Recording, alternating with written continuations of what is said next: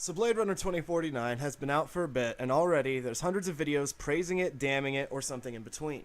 But I've noticed that none of them really delve into what's wrong or right with this film, as they don't want to spoil anything for viewers. So that's what I'm going to try and do. So consider this your warning that this video will not be spoiler free.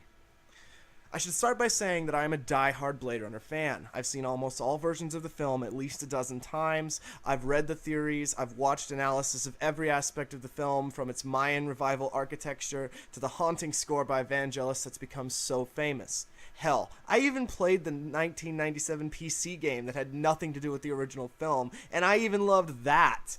In fact, if you haven't at least watched a Let's Play of it, I highly recommend it, because the game was phenomenal at capturing the essence of what Blade Runner was, and the story was actually quite engaging as it went on. So suffice it to say, I've been a Blade Runner fan for the better part of my life. Before I even decided to give my opinion on it, I wanted to spend some time doing research on the film itself, the production, the consensus after release, and in general, I wanted as much knowledge as possible before giving my final word. So before someone asks, yes, I have watched all the related shorts, two of which are utterly pointless and provide no real information, and one of which is so crucially vital to understanding a major element of the film that I don't know how they got away with explaining it in an anime short. So I would skip 2036 and Nowhere to Run, but for sure check out Blackout 2022. Moving on.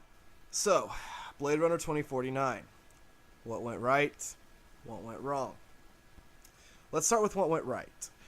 The movie is stunning to look at, and Hans Zimmer's score perfectly accompanies the visuals. Every scene is shot with an almost Kubrick-esque attention to detail. There was thought and planning put into every single shot and pan in this movie, and it shows. When the movie isn't in gray, sterile environments, every single color and shade pops out and seems almost too intense for us to comprehend. Seriously, this movie is the definition of eye candy. As far as composition, I don't think we could ask for anything more faithful to the original. What went wrong? Literally everything else. It absolutely breaks my heart that this movie is a dumbed-down snooze fest that is so ridden with plot holes that it's impossible to overlook. I don't even know where to start. From almost the moment the movie starts, you start to doubt where it's headed, and it just gets worse and worse. It starts with our protagonist Kay, played by Ryan Gosling, on the job hunting down a replicant fugitive in the scorched earth countryside. After a brief fight, Gosling takes down the replicant, and we learn that Gosling himself is a replicant as well. Wait, replicant Blade Runners? I can respect how helpless and powerless it must feel to hunt down your own kind, because that's what you're programmed to do and you have no real choice in the matter. I can respect that. But a huge part of what made a Blade Runner good at their job was their humanity. They were able to tell, based off of attitudes and answers to specific questions, whether or not someone was a replicant. This was more expanded upon in the game, which I have no idea if it's canon or not, but regardless, there was a definite instinct involved in being a good Blade Runner. And since I'm assuming that Kay is one of the newer reps with their instincts and desires more or less programmed out of them, how is he supposed to be a successful Blade Runner? The degree to which Kay is allowed to think, feel, or improvise is never discussed or shown in the movie, so I have to assume before his identity crisis, he was more or less straightforward, which is the least successful way to be a Blade Runner. Deckard was able to gain access to Zora by faking being some nerdy rep from some made-up Department of Entertainment, and yes, he did get found out in a matter of minutes, but it was his instinct and human ingenuity that made him a good enough Blade Runner to gain access to her in the first place. And ironically, that's also what made him an awful Blade Runner at the same time. He could outsmart the replicants, but he could never hope to physically match them. When he gets beaten up by Leon, he's helpless and scared, and that to me made him human. It made him worth caring about, which in turn made the story worth caring about. Only now we've got the exact opposite. Kay doesn't use guile or cunning to achieve his goals. He's just a bigger, stronger robot than all the other big, strong robots. Leaving, he notices a lone flower next to a dead tree, and then he uses future bullshit tech to reveal that there is a metal crate buried under the flower. He sends a team to extract it, and they exhume a box of bones. They take the bones back to the station to be examined, and after even more future bullshit tech, they discover the body is of a replicant who apparently died during some sort of childbirth. That's a major thing that's wrong with this film, is it goes way too far beyond the suspension of disbelief, so much so that it almost seems like it's trying to poke fun at itself. Between the drone that can virtually render the exact location of a metal crate at least 10 feet below irradiated soil, or the scanner that can get such a precise image of the inside of a bone that it can make out a serial number, And yeah, sure, the original Blade Runner had a similar scene where he zooms in on a reflection in a mirror across the room in a photo, but that at least has some semblance of possibility attached to it. The tech in this film just ignores the laws of physics and reality to keep the story trudging along. So like I said, we find out through a serial number on the inside of one of the skeleton's bones that she is a replicant. I know it's nitpicking, but why the hell is there a serial number on the inside of her bone? I can't think of a single logical reason as to why that would be a good location for a serial number in any situation. Hey, Joe, we got a rep in for maintenance. Oh yeah? What's the serial number? I don't know. Let me just saw under a femur bone real quick so I can find out. So before they discover it's a replicant, they discover the woman died in childbirth, which makes this situation beyond foobar for basically anyone who'd be unlucky enough to find out about it. Which makes sense. Artificial life creating more artificial life completely and utterly shatters the whole monopoly humans have on that sort of thing. Things like religion and faith, they all collapse. It completely makes sense as to why it's made such a big deal in the film. What does not make sense, however, is why the fuck did a replicant die in childbirth? Replicants were designed for the purpose of making life easier and better for humanity at large. They're artificial slaves that do the shit we can't or just don't want to do. No more, no less. There's clearly no population shortage in this world, as every single scene is so densely packed with people that you get claustrophobic just looking at it. So there is no practical or even impractical reason as to why any designer would suddenly implement the ability to give birth to a replicant. No human, sane or insane, would ever do this. Even if it was possible, it doesn't serve any purpose whatsoever. But then I thought, well, maybe a replicant experimented on one of their own kind in some sort of Frankenstein attempt to belong their species. And that actually made a lot of sense. A replicant would have purpose and desire to make that happen, so I just kind of assumed that's the direction the movie was headed. But almost immediately, as soon as I wrap my head around that, the movie shatters any possibility that that was the case by basically screaming at you that it's Rachel. And then I'm just dumbfounded. So that means that either A, Tyrell willingly and knowingly made Rachel able to conceive in some grand finale of his god complex, which seems unlikely at best, given at the time of the first movie she was nothing more than his secretary, and nearing the end of her lifespan, I'll add, or Rachel was not designed to conceive, and she simply artificially evolved a womb? I don't know which is more insulting, but I don't care. I already hate this movie and all its unnecessary attempts to outdo the original. So Kay gets told to find the child and silence it once and for all, to which he seems hesitant. And this is another huge issue with this film. All opportunities for subtlety are crushed by spelling out whatever the movie thinks you should be feeling at the current moment. It's clearly evident that Kay doesn't want to kill something that was born just by the looks on his face. But the movie can't just let the moment speak for itself. It has to shove what he's clearly feeling in your face by having him say that he's feeling it. Did the director watch the original at all? All of the emotion came from the expressions of characters, not lines of dialogue, but we're robbed of that here in lieu of in-your-face exposition. So he goes home to his apartment and upgrades his AI companion called Joy with something called an emanator, allowing her to move freely, no longer requiring the trackpad she was once bound to. Then he sits down to a nice meal of... What? Wait, what? He eats? I know I'm nitpicking again, but I don't care. I have to take yet another detour here and talk about something minor that utterly shatters the entire concept of the world. Kay eats food. He prepares some sort of noodle dish which he projects a hologram of a steak over, and he eats food. I can only assume that this means he's capable of feeling hunger, which makes absolutely no sense given that one of the biggest issues this world has is starvation and poverty. If he doesn't get hungry, that means he's just eating to fit in and be more human, which again is the stupidest, most beyond moronic concept for an AI to have ever. Either way, hunger or no hunger, he eats food, which completely defeats the purpose of artificial slave labor in the first place, since it's probably more than doubles the issue of starvation. In fact, why the hell does he have a life outside of work in the first place? If he's a new rep, that means that he's not supposed to feel emotions or have motivations, and he clearly does both in this movie. So he should be retired based off of that alone, since new reps weren't supposed to be able to do that, right? Yet he has his own apartment, appliances, furniture, and holographic girlfriend. And the only other replicants that were ever shown with their own living quarters were the fugitive ones hiding out. Yet Kay has a place, salary, and food, all of which completely negates the creation of these machines in the first place. Moving on, sadly, nothing really happens in the movie for a miserably long amount of time. We get an agonizingly long scene introducing Jared Leto's character, Neander Wallace, as he monologues on like some sort of cyber Jesus. Seriously, a scene that should have been a minute tops goes on for 10 goddamn minutes of boring, slimy, naked weirdness. He's told his new model of replicant is ready for inspection. He goes and opens the slime sack, and then he proceeds to drone on and on about something or other before eventually killing the replicant because it couldn't conceive like he wanted it to. But wait, how did he know it can't conceive if it literally wasn't even alive before he was molesting it with his drone eyes?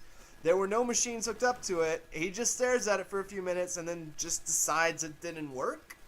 You didn't even let it get it on with one of the other replicants to see what would happen first. And that's why this scene should have been 30 seconds.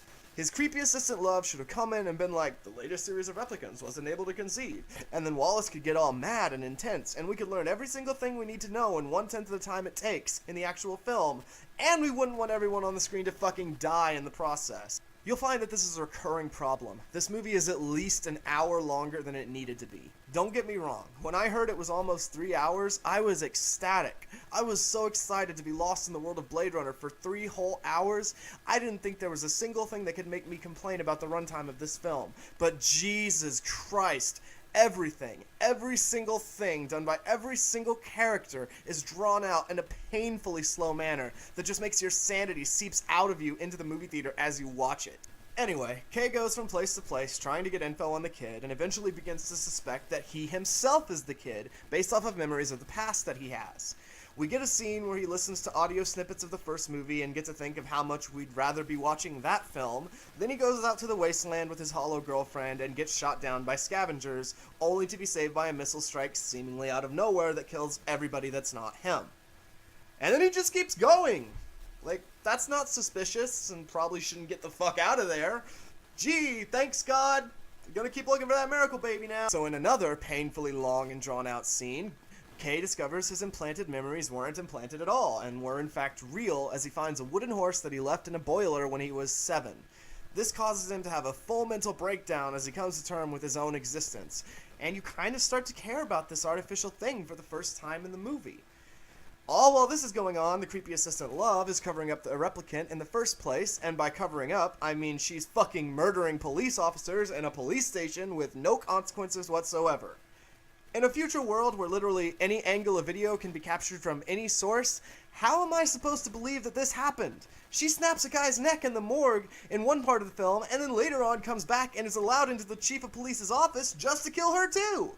What the fuck kind of inept 4-year-old fanfic bullshit is that? Are you kidding? She should have been gunned down within 2 minutes of snapping the guy's neck. And then once they cut open her bones, they could be like, hey look, she's one of that Wallace guy's replicants. It says so on the serial number. Hey, that Wallace guy sent an evil robot to kill police officers. Go arrest him. But no, with no disguise or stealth or sabotage of security or anything whatsoever, this reptilian-looking bitch just strolls into the police station and murders people, not once, but twice, and gets away with it both times with no consequences, and nobody cares. And that's really why I hate this movie. Nothing matters and no one cares. It's like during pre-production someone brought up the inconsistencies in the plot and some big exec was like, it's a fucking sequel to Blade Runner, as long as it looks pretty, nobody fucking cares. And you know what? Based off of the reviews I've seen, they were right. This movie rests on the laurels of its predecessor and completely abandons any concept of believability because it's pretty enough not to have to. And that is the biggest disappointment I've had in a long, long time. Moving on. Kay gets his badge stripped and realizes Wallace is out to get him since he's the miracle baby. So he goes looking for his father, and his hollow girlfriend tells him to break the console so they can't use her information against him. He replies she's only on the Emanator, and if anything ever happens to it, then she's gone forever. To which she says, just like a real girl. Well, first off, thanks for basically telling me Joy's gonna die in the next 20 minutes and taking away any reason for me to care about her. And second off, why is that the case? Do flash drives not exist in this universe? Why can't he just back her up onto a micro SD card? She was already backed up onto the Emanator, so why can't he make a backup of the backup? If it's because she's an online, constantly updating piece of software, then destroying the console shouldn't matter because clearly she can be accessed remotely anyway. How does this program work in the first place? It made sense when it was connected to the trackpad, but once he upgrades her, she too goes out of the realm of physics and reality and seems to just be able to exist however the hell she wants. There's a scene where she's in the car with Kay, then they crash, and she projects outside of the car, even though the Emanator is still inside the car. This technology has no rules or explanation. This entire universe would work a lot better if it was some sort of magic-based fantasy land where shit happens because wizards said it did. But it's not that. It's a grim, pseudo-realistic future neo-noir film about the characterization and interpretation of what it means to be human. So it should have some fucking respect for common sense and reality. So then Kay eventually goes to what I assume is Las Vegas. We're never told or informed. In fact, it could just be a lapse of memory, but I honestly don't remember what led him there in the first place. The movie just kind of gives him a hint that there's something living in the desert, and he eventually, finally meets Rick Deckard at like the 2-hour mark of the movie. And for what it's worth, Harrison Ford is fantastic in this film, for the 10 or so minutes that he's in it. I knew the chances of having him a big role in the film were slim, but I mean, goddamn, we barely see him in this film, and it clearly didn't need him in it. As much as I hate to say it, Deckard was utterly and completely wasted. He was a plot device and nothing more. He was the damsel in distress for the entirety of his role too, which doesn't help anything. But it's still Harrison Ford playing him, so we instantly root and care for Deckard on that basis alone. Kay, being the dumbass that he is, and taking no heed of the missile strike from earlier, leads Wallace's goons straight to them, and after a brief tussle, Deckard is taken and Joy is destroyed in front of Kay's eyes. He gets knocked out by Love and is rescued by a group of replicant resistance who found him thanks to a tracker Hooker left on him earlier after a VR threesome with Joy. I'm already too angry to really delve into how coincidentally specific and stupid all of that is, but if you really think on it for a few minutes, I'm sure you'll get it. So he's informed that Deckard is the father of the child and that the child is actually a girl, to which Kay seems shocked and heartbroken that he is not in fact the miracle baby after all. Psych? So, with Joy destroyed and the revelation that he's just another machine, Kay is convinced to sacrifice himself to save Deckard and reunite him with his long-lost child. And we finally get our movie's epic climax. Or at least we will after one more god-awful scene with Jared Leto. Leto tries to convince Ford to tell him where the child is so he can replicate, pun intended, what they were able to achieve. Ford stays adamant that he won't tell, and then we get the most infuriating 30 seconds of the movie, where Neander Wallace sort of, not really, kinda, maybe implies that Deckard might also be a replicant who is designed to fall in love with Rachel. But again, nothing is certain. It's all just narcissistic Jesus babble that was designed to keep people debating for another 30 years. And while I appreciate that they didn't answer the question one way or another, this forced, contrived suggestion was just horribly placed, and it feels like they did it as a joke take and then forgot to take it out. It's just bullshit to stir a pot that's already overflowing with symbolism and theories, and it was totally unnecessary. Wallace tells Deckard he's got to take him off-world so he can torture the information out of him. Why does he need to take him off-world? He's locked up in your giant Jesus pyramid. No one but you, Love, Kay, and Edward James Olmos even knows this person exists in the world at all. No one is looking for him, and literally all of your employees are loyal androids who don't even have the ability to disobey you. You could fucking waterboard this guy on your balcony and no one would know or care. And you also clearly don't give a fuck about the laws of man, since you had your robot concubine murder 2 police officers in broad daylight. So I can't think of a single fucking reason you need to take Deckard anywhere in the world except that our hero can have a chance to save him. Which is exactly what happens, of course.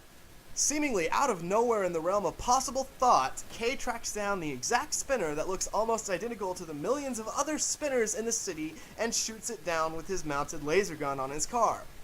Wait, he got suspended from the force, right? And he had to turn in all his guns? But they let him keep the laser gun equipped cop car for personal use? Also, if his car has lasers, then why didn't he use them to shoot down the raiders before they shot him down? Also, how did his car start working again after the raiders shot it down and fried all the circuits? Also, why am I still watching this piece of crap? It's been 3 fucking hours! So Harrison Ford is stuck in a car seat for 10 minutes while we get yet another emotionless fight we already know the conclusion of. Kay gets a wound on his side during the fight, which is so obviously telegraphed that there's no way he's not going to somehow die from this one wound out of dozens of other mortal wounds he's already suffered throughout this film. Then he rescues Deckard and he takes him to his daughter and dies on the steps in a tribute to how Roy Batty saves Deckard at the last moment of the original film. Fuck! I know I ranted for a long time, but goddamn, I didn't even cover everything. Like how the real daughter has an immune disorder that apparently didn't stop her from putting a toy horse in an incredibly dirty boiler in open air. Or how the person who analyzes the wooden horse claims they could get a real animal for what it's worth, even though in the Blade Runner universe, animals are the absolute most prized, coveted, and rare of things to own. Or how almost none of the original feel of Blade Runner is there, replaced by this awful, gray, sterile, out-of-context static for most of the film. None of the clutter of props or hum of machines or humanity of the original is there at all. To me, this film feels like what a robot would make if you told it to make a Blade Runner sequel. Technically, yes, it's brilliant, but emotionally, it's hollow. The story tries way too hard to connect itself to the original film while missing everything that made the original great. In the original, Roy Batty toys with Deckard with every intention of killing him before he dies himself, torturing his prey mentally and physically only at the last moment to save him. Maybe just so that something he did will be remembered by someone, or maybe because in his last moments of life he simply wanted to live and let live, and in that sense he was more human than human. In this one, Cage is told he's not a miracle baby, and he figures since his holographic girlfriend's gone and he's out of a job, he might as well just sacrifice himself for the old guy. I mean, sure, it has the same basic principle of putting someone before yourself, but in the original it was so intense and emotional to experience this shocking twist right at the last second, whereas in this one it just seems like he decides to give up because he had a bad couple of days. Again, hollow. I guess I don't really have anything else to say. It's over. It's done. This review took as long to write as the movie did to watch, and I was more entertained by writing it. It's not doing well at the box office, which is akin to the original, but I'm sure it will still become a cult classic film among film snobs. Me, I like just a little bit more common sense in my sci-fi opuses. Companies the visuals.